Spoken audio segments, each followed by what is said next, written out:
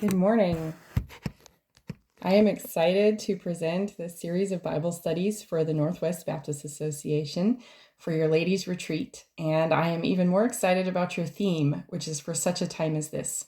What crazy times we're living in, and it's hard to know sometimes what to think about the events we read about on the news and what our role and purpose should be in them.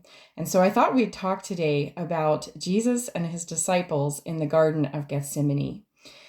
I thought we'd start by reading Matthew 26, starting in verse 36.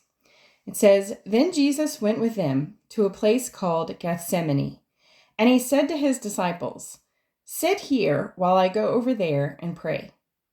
And taking with him Peter and the two sons of Zebedee, he began to be sorrowful and troubled. Then he said to them, 'My soul is very sorrowful, even to death. Remain here and watch with me.' And going a little further, he fell on his face and prayed, saying, 'My Father, if it be possible, let this cup pass from me. Nevertheless, not as I will, but as you will.' And he came to the disciples, and he found them sleeping. And he said to Peter, 'So, could you not watch with me 1 hour?'" As Jesus left the Last Supper and his disciples followed him, I'm sure that as they crossed the brook Kidron and ascended up the Mount of Olives, those disciples were thinking about another time when someone had crossed the brook and ascended the Mount of Olives. In the Old Testament, there's a story about King David that when his son Absalom betrayed him, David left the city of Jerusalem and he crossed the brook Kidron and he ascended the Mount of Olives. It says when he did that, he went with his head uncovered and barefooted and weeping the whole way. His son betraying him had undermined everything about his authority as king. It had taken from him the role that God had given momentarily. And it had also deeply wounded him as a father. His own son had betrayed him. As the disciples followed Jesus on this same path, I'm sure they were thinking about some of those scriptures that you and I can read in 2 Samuel 15 and 16. As David left Jerusalem, there's a lot of parallels to Jesus following the same path. You know, in 2 Samuel, the historian tells us that the hearts of the men of Israel had gone after Absalom, someone else. And really, for Jesus, that's true too. The hearts of the men of Israel had gone after someone else, and that was Satan. They were following a different voice, following a different way, rejecting Jesus and his kingship over them. Just as David had been betrayed by his close friend, his son, Jesus knew that he would be betrayed by Judas. And those betrayals hurt them to the core. That type of betrayal by a close friend would have wounded, would have grieved, would have caused them to weep. Also, David's followers and Jesus's disciples both vowed that they would do whatever it took to defend them, to fight for their cause, to stand up for them. David's followers, many of them went with him on the path across the brook and up into the Garden of Olives, the Mount of Olives. And Jesus's disciples, Peter especially, had vowed, "Even if I have to die for you, I will follow you. I will come." And so both sets of followers promised that they would do whatever it took to remain loyal to their king. Both of the men, David and Jesus, had extreme sorrow. David went weeping aloud. Jesus, the book of Luke tells us, was praying with such fervor that he was sweating great drops of blood. That type of sorrow really attracts our attention. It makes us compassionate towards their plight. Their followers would have seen their sorrow then. Also, David had 3 main commanders of his army who were going to lead the charge against Absalom, and that was Joab, Abishai, and Ittai, the Gittite. And so those 3 men were his commanders, and he cautioned them. He said, Please take it easy on Absalom. Please show compassion to him. Even though Absalom had betrayed his father David and tried to take the kingdom, he still felt compassion towards him. Now, Jesus' enemy was Satan himself, we know. And as he asked Peter and James and John to come with him, he's kind of asking them to join him in a spiritual fight against his enemy. And so as he requests for them to draw near to him and to help him in this spiritual fight, he's also asking them to join him in having compassion against the ones who will hang him on the cross. We know later Jesus will say, "Father, forgive them, for they know not what they're doing." We also know as sinners that it wasn't just the sin of the people present who hung Jesus on the cross, but also our own sin. And so Jesus was requesting that Peter and James and John have compassion on sinners, people whose sin would hang Jesus there on the cross and would eventually lead to his death. Now, we see too that Joab, Abishai, and Ittai, and especially Joab, disobey David's orders and they kill Absalom. And here we see that James and John and Peter, even though they have all this history repeating itself, they also fail in the task that Jesus sets them. Even though they said they were willing to go and to die with Jesus, Jesus asked them to do something easier. There's two things in this passage that Jesus asked them to do. Jesus invited them to first remain with him. When he says, "Stay with me" or "remain with me," he's really asking them to abide with him, to dwell with him, to endure this sorrow with him. That doesn't sound as hard as dying, does it? And so the first request that Jesus makes of them is, "Hey, will you stay close beside me? Will you abide? Will you endure with me?" The second thing he asks them to do is to watch, to keep watch, to be vigilant, to keep their eyes open, to be ready. And so these two things sound pretty easy, right? Stay with Jesus and just keep your eyes open. But still, these disciples can't do it. They fall asleep. You would think that disciples, these people who had been with Jesus, doing ministry, seeing the amazing things Jesus could do, also who had just been filled up spiritually and physically at the Last Supper, you would think they would be ready to do these two things, to watch and to abide with Jesus. As we look at the times that we're living through, we know that Jesus has asked us to abide or stay with him and to keep watch, to be watching. But we often fail. Even as disciples, even as followers of Jesus, we often fail.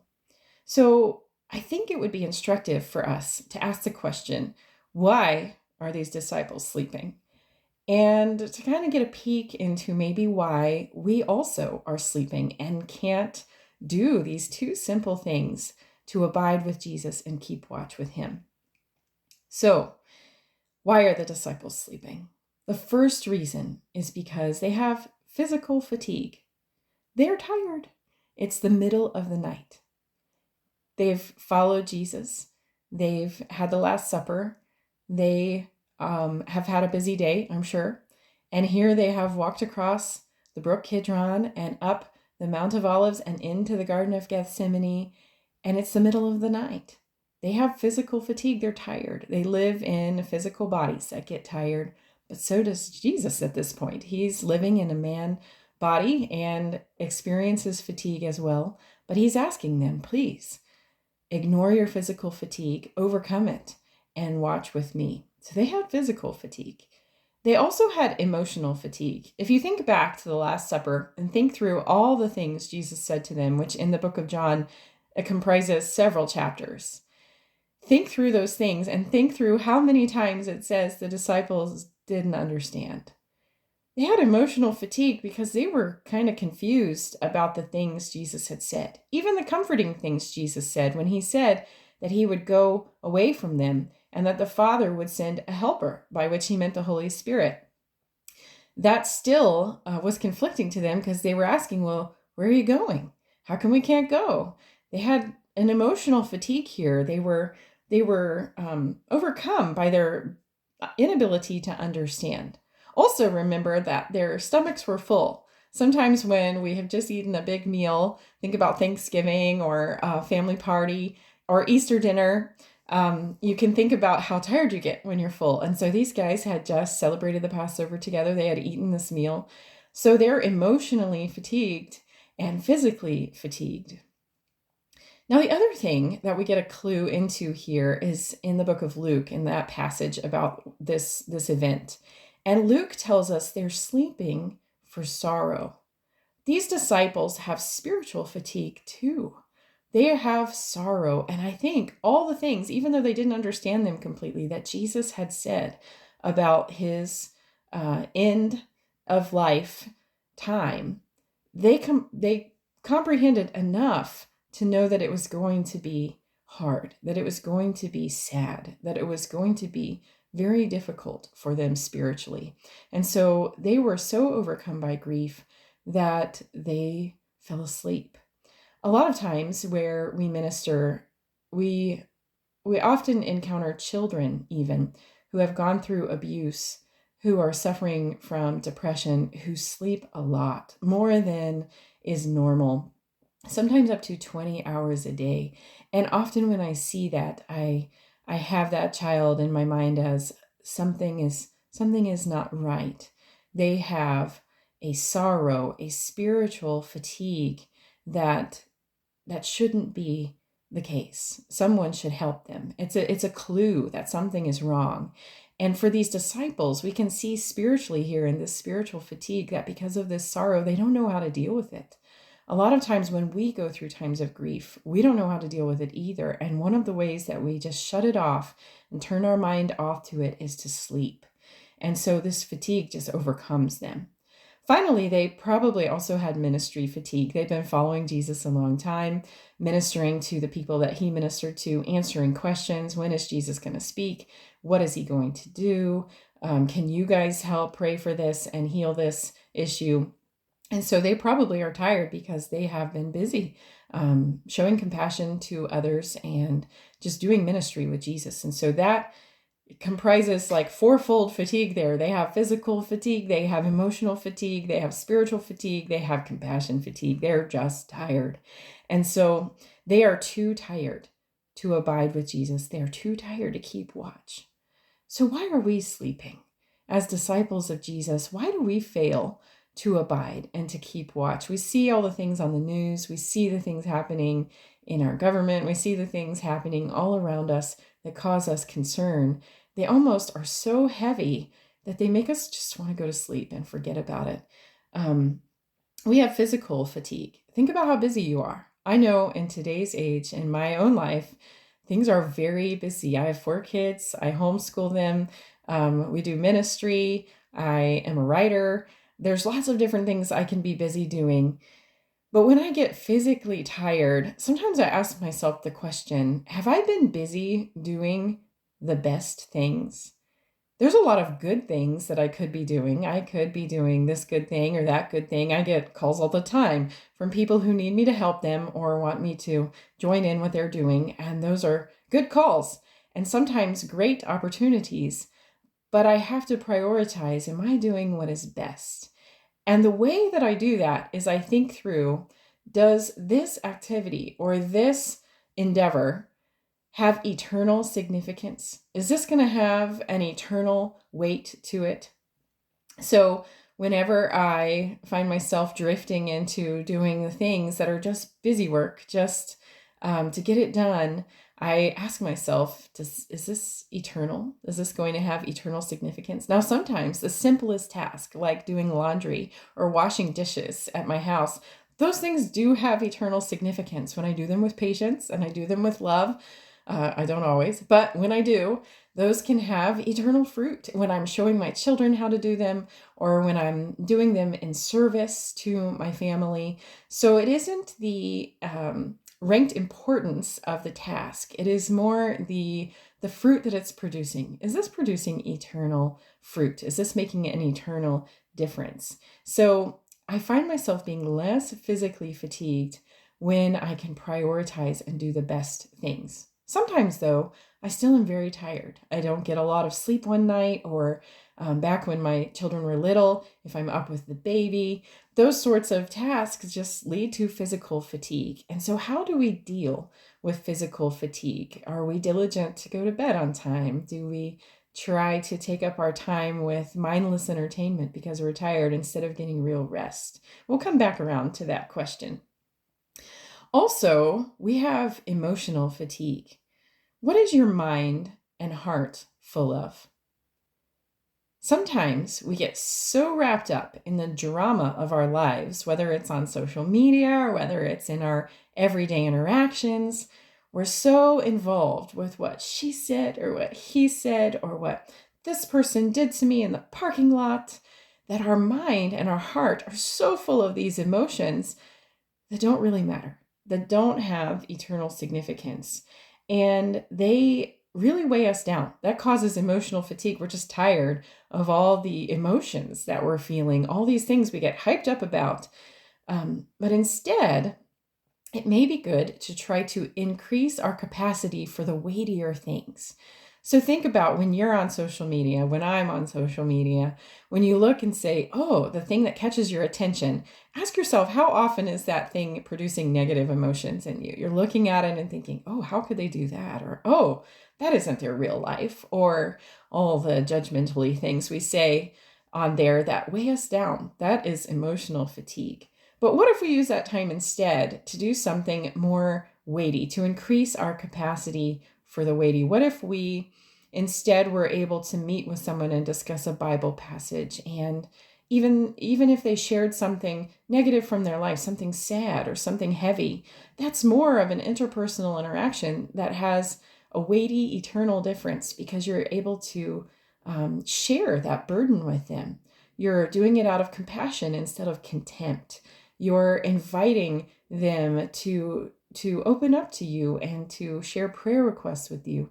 Those sort of weighty emotional concerns are definitely more worthwhile, but they do still lead to fatigue, don't they?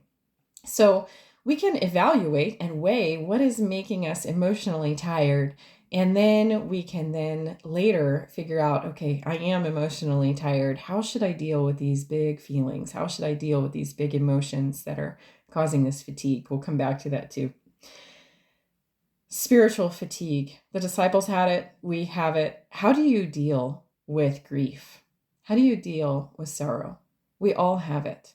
When my grandmother passed away, it was difficult to just continue in the daily life. A lot of times when I minister to women in my community who are struggling coming out of a life of prostitution or coming out of a life of drug abuse, alcohol abuse, they have trouble coming out of those things because that's how they have coped with their grief. They have numbed it. They have put that numbing agent in so they don't have to think about their former choices. They don't have to think about the hurt they've inflicted. They don't have to think about the pain that they've had inflicted on them in the past.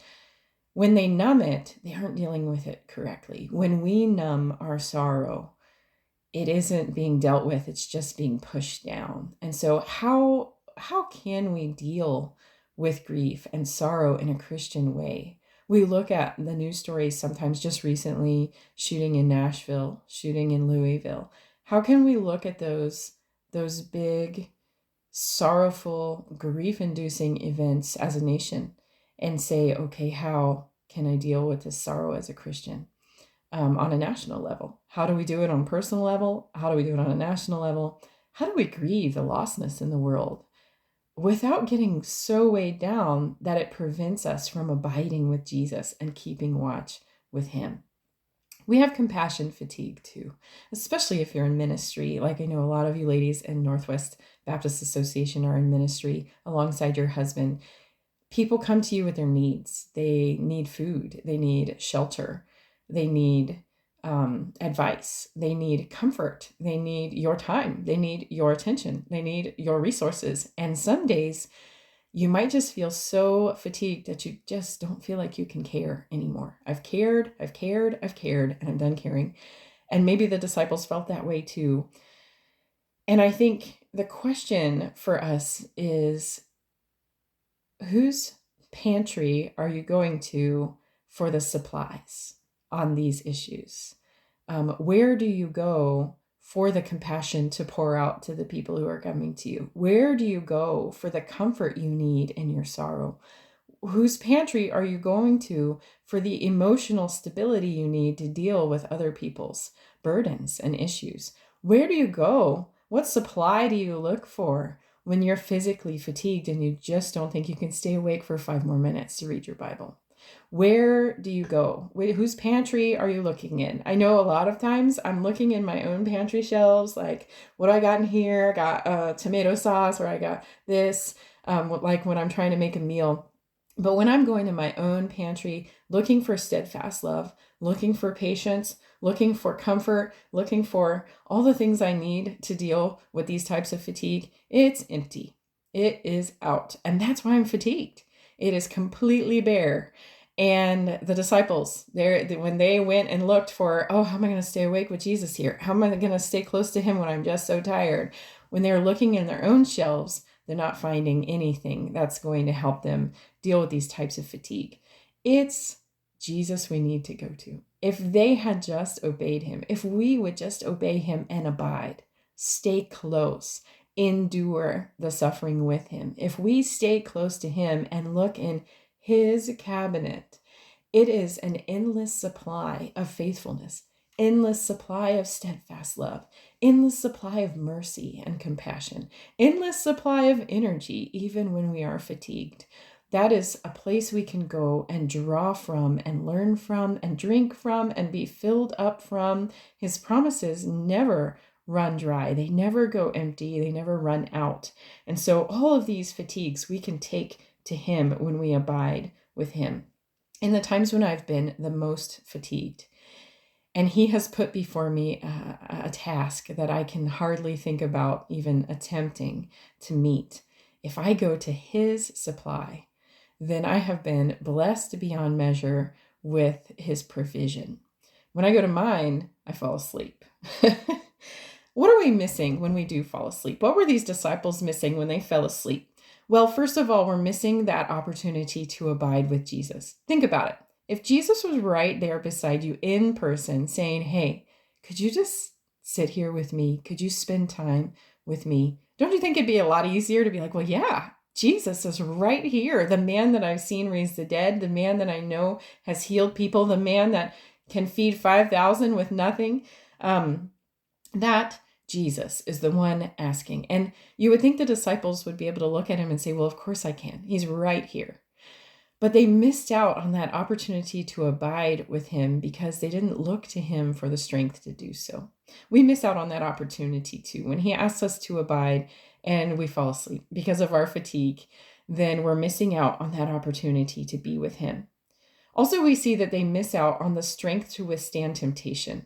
We know the end of this story. We know that the soldiers are coming. We know that Judas is coming to betray Christ. We know that Peter is about to be asked 3 times, hey, aren't you a follower? Aren't you a disciple? And he's going to fail. And he's going to fail big. When we don't abide with Jesus, when we don't keep watch, we fail in big ways. We fail because we're not ready. We fail because temptation comes and we have no weapon against it. We haven't put on our spiritual armor and we're vulnerable and exposed to that attack.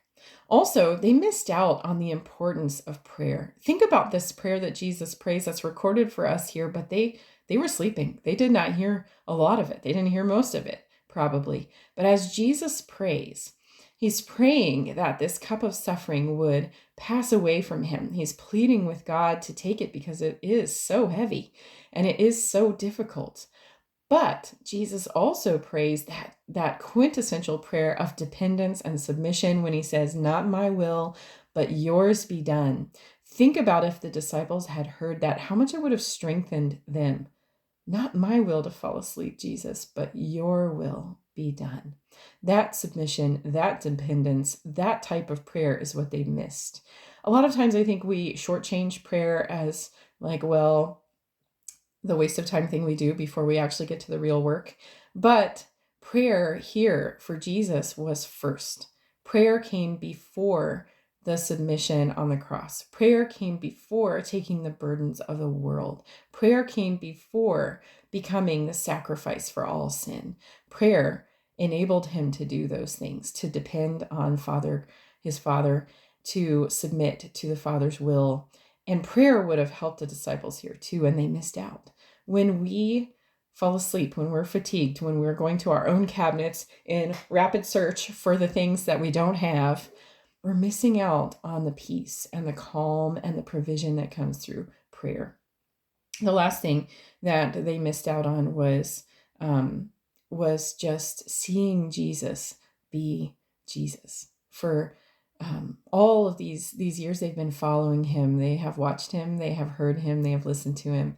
But here they have closed their eyes to who he is and what he's doing, instead of fixing their eyes on Jesus, the author and perfecter of their faith. Are you missing out on fixing your eyes on Jesus because either your eyes are here or there, or your eyes are just closed because you're so tired and it's hard to cope with all these types of fatigue? The alarm clock is coming, right? The alarm clock is about to ring for these disciples. Let's read the rest of the account, picking up in verse 41 of Matthew 26. Jesus says to them, "Watch and pray, that you may not enter into temptation. The spirit indeed is willing, but the flesh is weak." Again, for the second time, he went away and he prayed, "My Father, if this cannot pass unless I drink it, your will be done." And again he came and he found them sleeping, for their eyes were heavy. So leaving them again, he went away and he prayed for the third time, saying the same words again. When he came to the disciples and said to them, "Sleep and take your rest later on. See, the hour is at hand, and the Son of Man is betrayed into the hands of sinners. Rise, let us be going. See, my betrayer is at hand." Now is the time.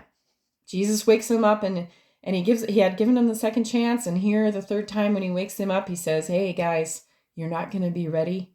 I'm grieved for you because you didn't abide, you didn't watch. I don't know.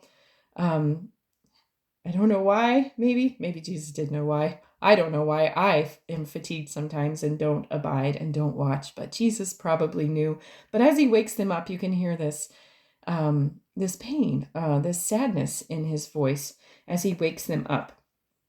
If they had been praying and abiding, they would have been ready for what happened next. My favorite part of this passage is when Jesus says to them, "Rise," when he says, "Arise." It isn't just a basic, "Hey, wake up." But Jesus uses the same word here that is used later. It's like a foreshadowing of his resurrection. Like, guys, be resurrected. Rise up. Arise in my strength.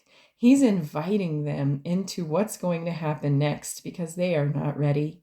He knows they need to be awakened spiritually, not just physically awakened from their sleep, but spiritually awakened by resurrection. Jesus invites them right here as he says to them, "Guys, arise." He's inviting them into his resurrection power. It hasn't even happened yet, but Jesus knows what's going to happen. Jesus is God. He knows the Father is faithful. He knows that 3 days and he's going to rise again. He's even told these guys that that's what's going to happen. They didn't understand it, but he did tell them. He gave them some forewarning.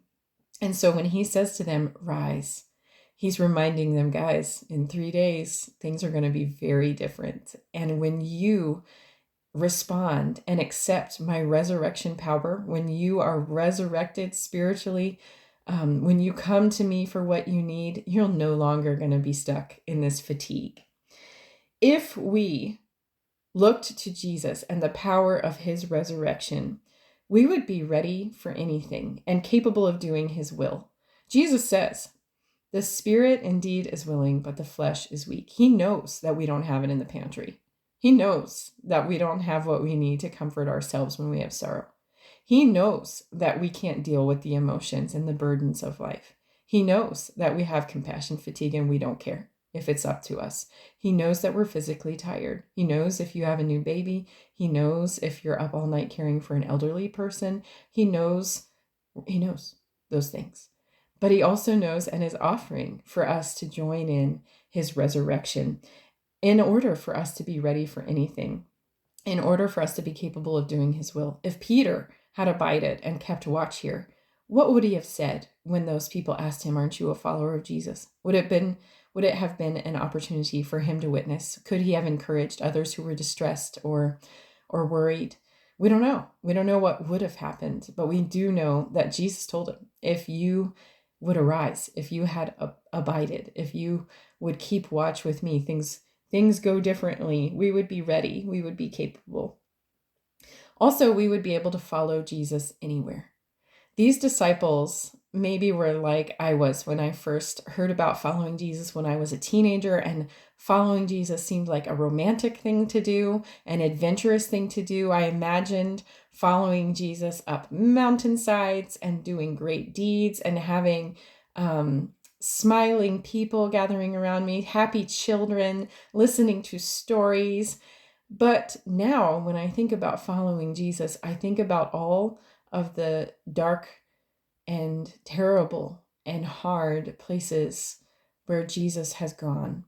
I think it was Corrie ten Boom who experienced life in a Nazi concentration camp during World War II, who wrote that there is no pit so deep that God's love won't reach.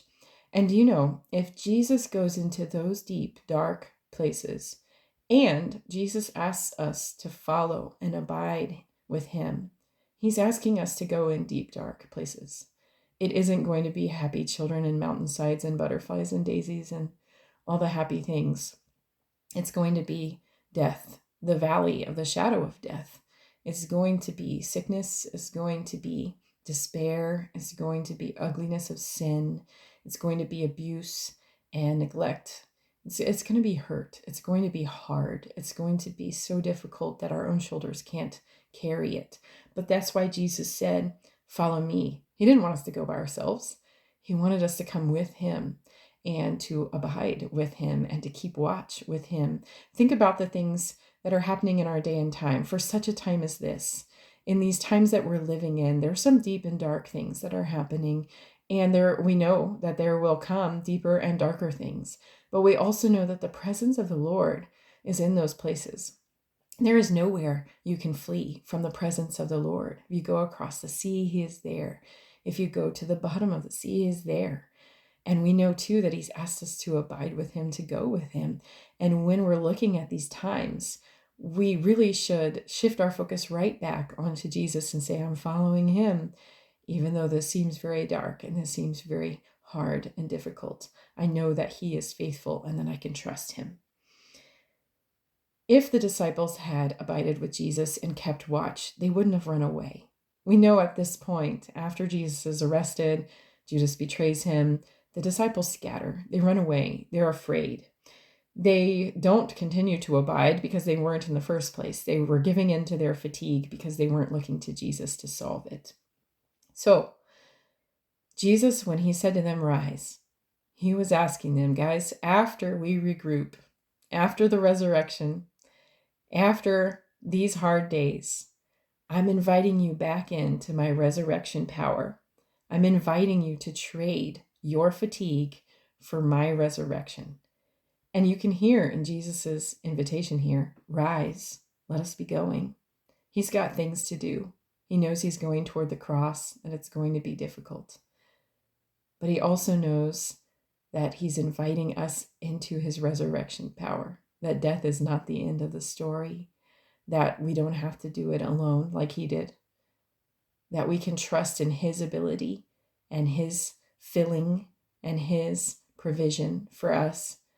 He's inviting us to trade our fatigue, physical, emotional, spiritual, ministry fatigue, trade it all in for his resurrection power, a power that brings dead things to life, that brings comfort even in times of sorrow, that brings compassion even for the hardest cases, that enables us to abide and follow him into dark crevices of situations.